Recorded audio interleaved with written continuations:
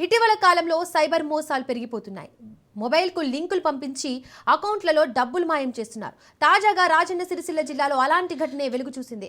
ఓ cyber కేటుగాడు Transco లైన్మెన్ను బురిడి కొట్టించాడు. అకౌంట్లో డబ్బులు కొట్టేశాడు. లబోదిబోమంటూ పోలీసులను ఆశ్రయించి ఫిర్యాదు చేశాడు బాధితుడు. వేములవాడకు చెందిన భాస్కర్ గంగాధర మండలం బురుగుపల్లి ట్రాన్స్కో లైన్మెన్గా పనిచేస్తున్నాడు. అయితే అతని ఫోన్కు ఓ లింక్ వచ్చింది. అది ఏంటో అని లింక్ క్లిక్ చేయగా అకౌంట్లో నుండి డబ్బులు కట్ అయ్యాయి. ఆయన అకౌంట్కు హ్యాక్ చేసి 13 లక్షల రూపాయలు కొట్టేశారు కేటుగాళ్లు. దీంతో బాధితుడు పోలీసులను ఆశ్రయించాడు.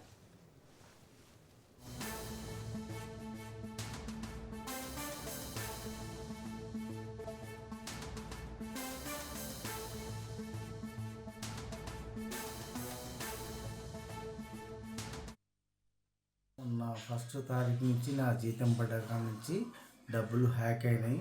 వాళ్ళు హ్యాక్ చేసి నా HDFC and union bank account నుంచి 13 లక్షల రూపాయలు మొత్తం జీరో చేసిర్రు.